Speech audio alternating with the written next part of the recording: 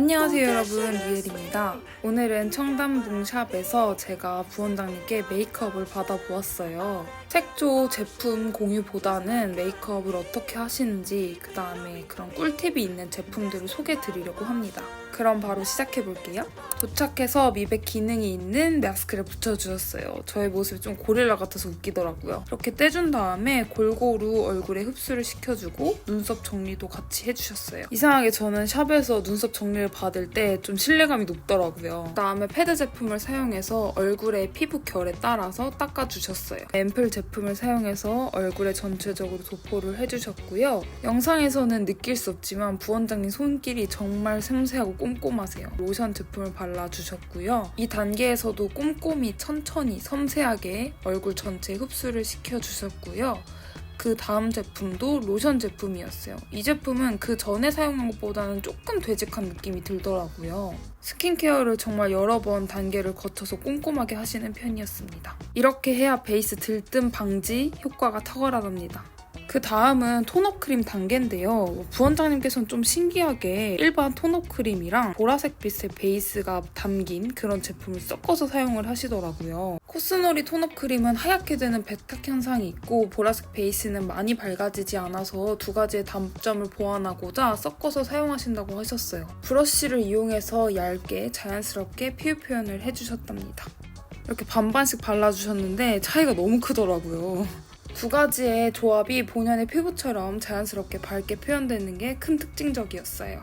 톤업 크림 바른 뒤에 성분 때문에 어쩔 수 없이 건조해지기 때문에 미스트를 뿌려주셨습니다. 어떤 제품이냐고 여쭤봤는데 달바 미스트더라고요. 이렇게 공병이 될 때까지.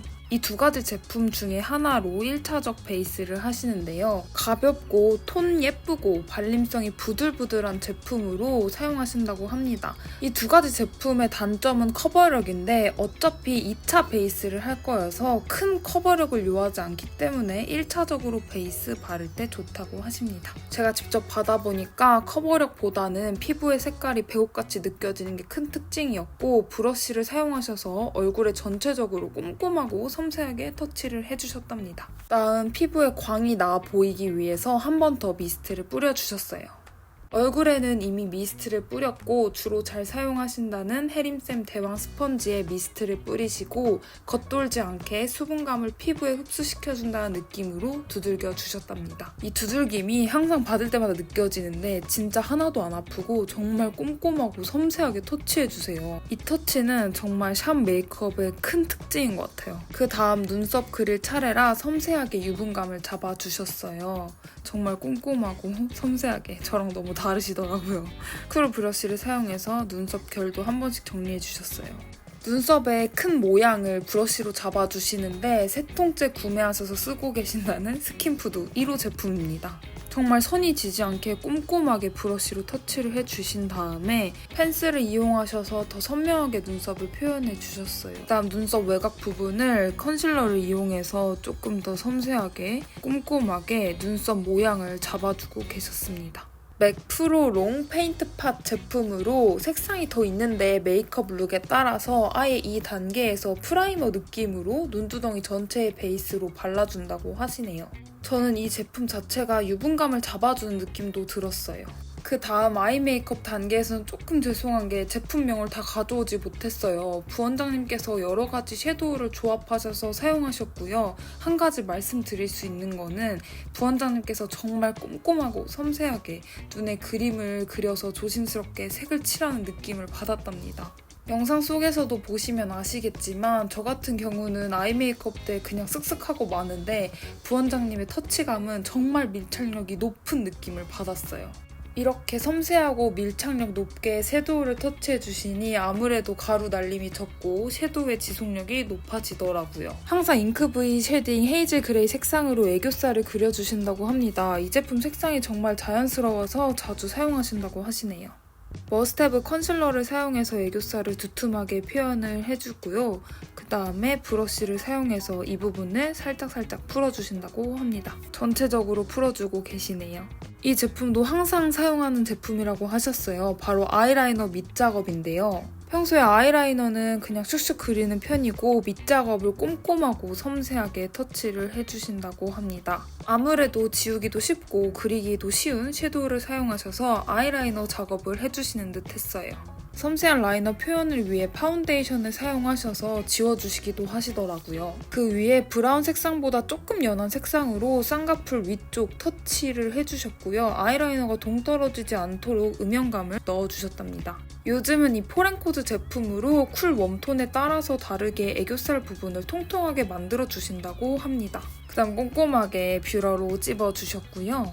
이 아이라이너 저번 샵 메이크업 때도 보여드렸던 것 같은데 점막을 먼저 꼼꼼하게 채워주셨고요. 혼자서도 사용하기 쉬워서 유명한 깜빡 속눈썹을 이용해서 속눈썹을 붙여주셨어요. 제가 직접 보니까 부원장님께서는 깜빡 속눈썹을 주로 사용하시는 듯 했어요. 이 속눈썹은 한 올 한 올 잘라져서 나와서 쉽게 사용할 수 있고 속눈썹 자체가 자연스러워서 좋은 것 같더라고요. 다음 제 속눈썹과 붙인 속눈썹을 하나로 이어주는 마스카라 작업입니다. 그 다음에 붉고데를 함께 해주셨어요. 역시 붉고데도 제가 하는 거랑은 조금 다른 느낌이 들더라고요. 다음 쪽집게에 마스카라를 묻혀서 제 속눈썹과 붙인 속눈썹을 한 올 한 올 굳혀주시더라고요. 이런 섬세함이 샵 메이크업의 큰 장점 같아요. 저는 귀찮아서 이렇게 못하겠더라고요. 그 다음 아까 사용했던 아이라이너로 눈의 꼬리를 부분을 좀 길게 그려주셨답니다. 애교살 부분도 한 번 더 터치를 해주셨고요. 삼각존 부분도 한 번 더 잡아주셨어요. 이 3C 제품 정말 많이 사용하신다고 해요. 오펄 느낌이 너무 예쁘게 표현되어서 거의 긁어서 사용하고 계셨어요. 엄청 자연스럽거나 부담스럽게 화려하지 않아서 딱 좋더라고요. 두 가지 컨실러를 조합해서 2차 베이스로 활용해 주셨어요. 브러쉬를 사용해서 섬세하게 표현해 주셨고요. 큰 특징은 피부 표현이 부담스럽게 두껍게 되지 않아서 좋았고 도자기 피부 마냥 매끄럽고 예쁘게 표현돼서 좋더라고요. 확실히 바르고 있는 쪽이랑 안 발린 쪽이랑 피부 표현이 완전 다르지 않나요? 결이 진짜 고와 보이는 게 느껴져서 아 이게 바로 샵 메이크업인가 싶더라고요. 또 이렇게 반쪽만 해주셨어요. 차이가 진짜 많이 나네요. 얼굴 전체적으로 도포를 섬세하고 꼼꼼하게 해주신 다음에 퍼프를 이용해서 얼굴 전체를 두들겨 주셨어요. 아마 밀착력을 조금 더 높이기 위한 작업이지 않을까 싶어요. 오랜만에 들어보는 스킨푸드 연어 컨실러 추억의 제품이죠. 이 제품을 사용해서 다크서클 부분을 한 번 더 꼼꼼하게 터치를 해주셨답니다.